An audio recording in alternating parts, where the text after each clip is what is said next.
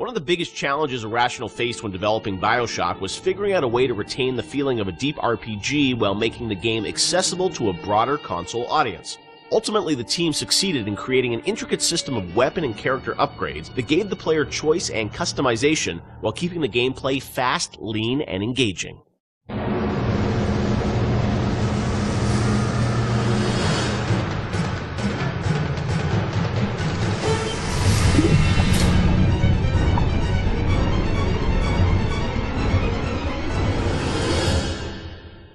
One of the hallmarks of BioShock, to me at least, was that it really blended RPG and sort of first-person action game together in a way that, is sort of standard today, but a decade ago was really pretty revolutionary.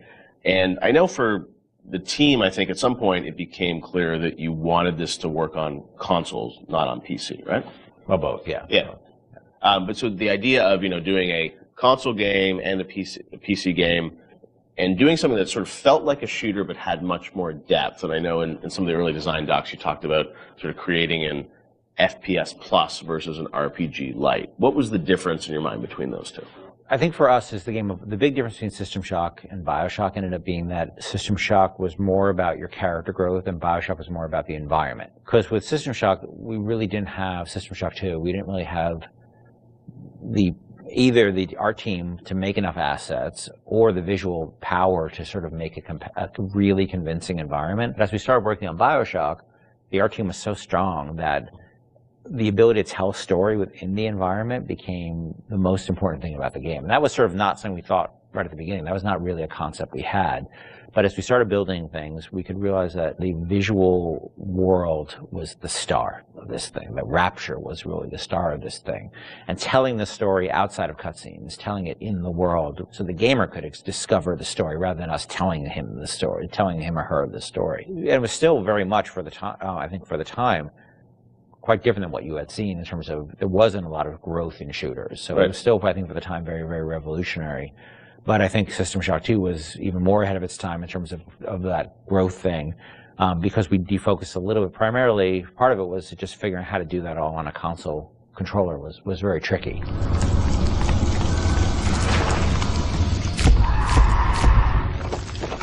No, I remember even the early demos, people you see a plasma, you see like a upgraded weapon, people are like, oh, I've never seen that before in a shooter. And that was, when you were coming out of the sort of, the Quake, Doom, Half-Life, where it's like you have, 8 weapons on the keyboard and you sort of knew what they were and they weren't going to change. Yeah. Sean, was that something that, from a sort of creative standpoint, was it always clear that that was something you guys wanted to do, or it evolved over time because you wanted to have more depth in the game? I mean, it certainly evolved over time, and each upgrade path was slightly, had its own unique challenges. Like certainly upgrading the weapons, you had to design a base weapon that didn't feel like crap. Still felt like something that you wanted to use, but then the ability to add the upgrades to that, and each of the upgrades can come in any order, so you have to be aware that this, parts A, B, and C could come in at any different time to upgrade the weapon. In a first-person shooter, that's your star. That's the thing that you're seeing all the time.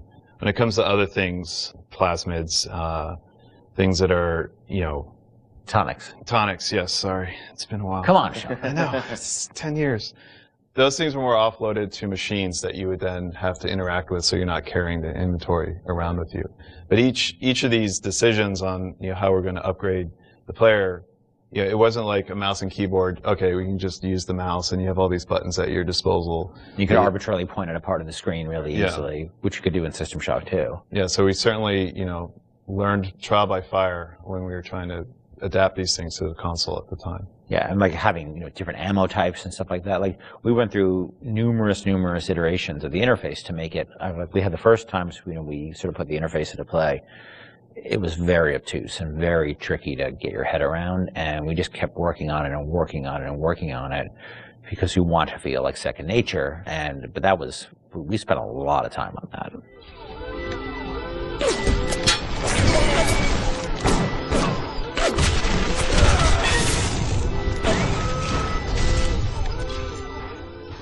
What motivated the idea of having so much choice in the way you could sort of play through this game? What was it to give the player a better sense of authorship over the experience, or what was driving that?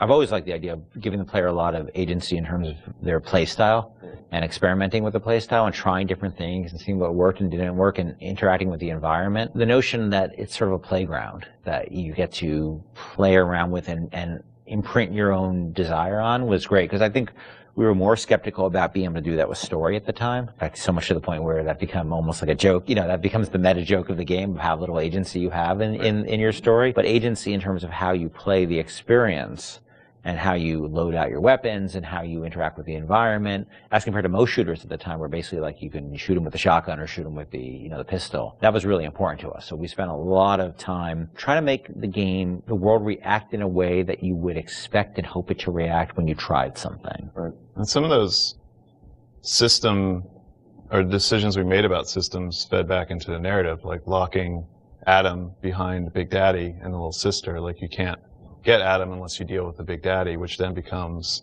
a roving boss fight, which then becomes another system that I don't know if we planned that from the start or was one of those happy, like, serendipity, like, oh, this decision that we made about putting Adam behind the Big Daddy totally works because now we have a different type of boss fight that you hadn't really seen in other games. Actually, it was the other way, because what happened was originally there was no concept of Adam, and Big Daddy just had money and other treasure on them, like every other splicer. Yeah. And they were so tough, nobody would ever fight them, because why on earth would you go after that guy? Right, go off a bunch of small splicers and get the same amount. Yeah. So we had to come up with a currency that was exclusive to them, because we knew that was where the fun was, right? But we also knew people were terrified of them, and we didn't want to fight them. Yeah. So video game development and system development is a lot like economics, right? In economics, you try to encourage certain behaviors through tax, usually through tax policy.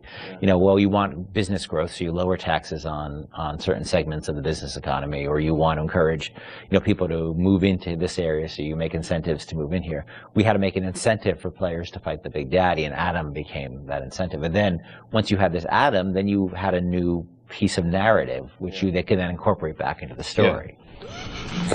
Taste the Adam fucking drink.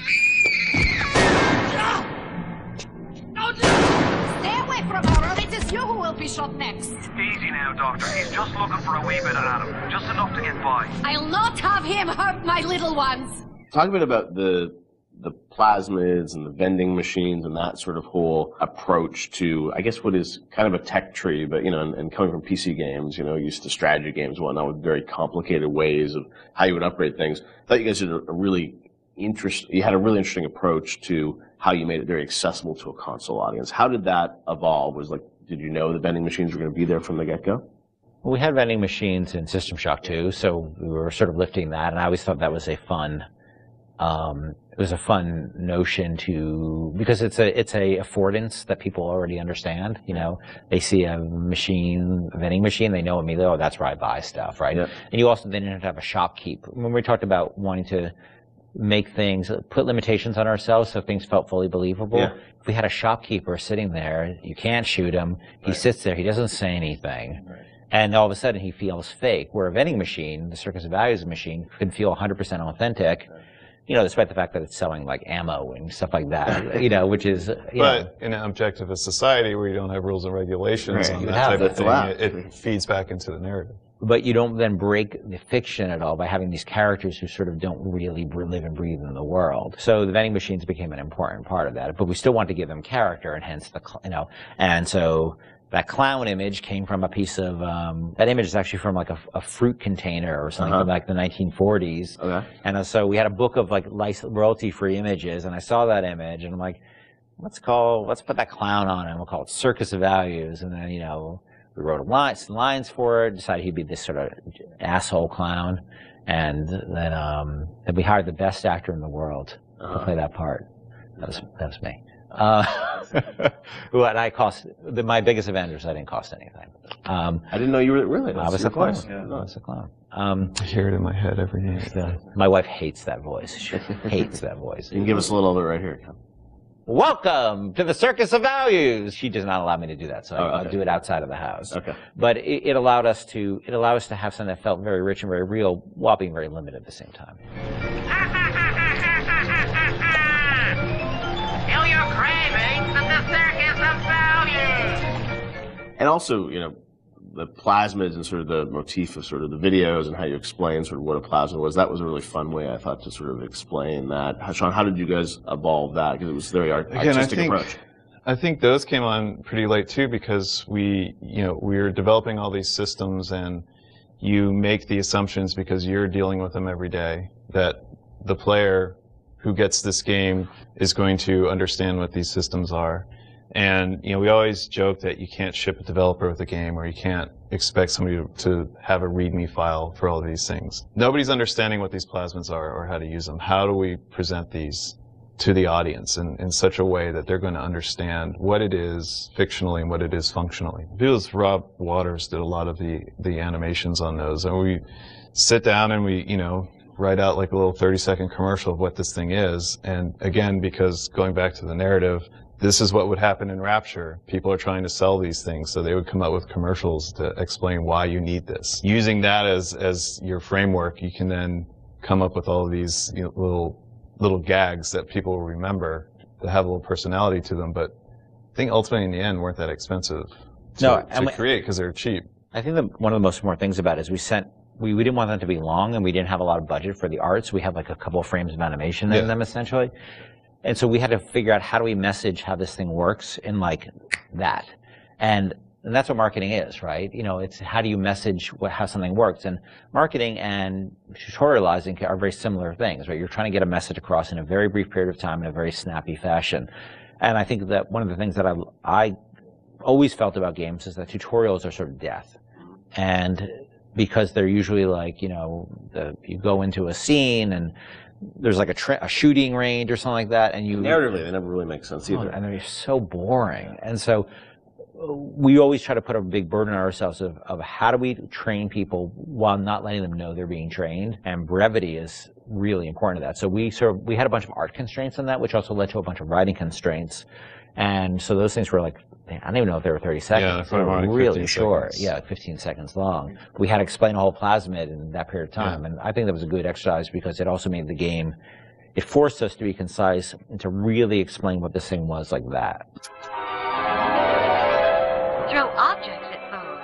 You can even catch grenades and throw them back.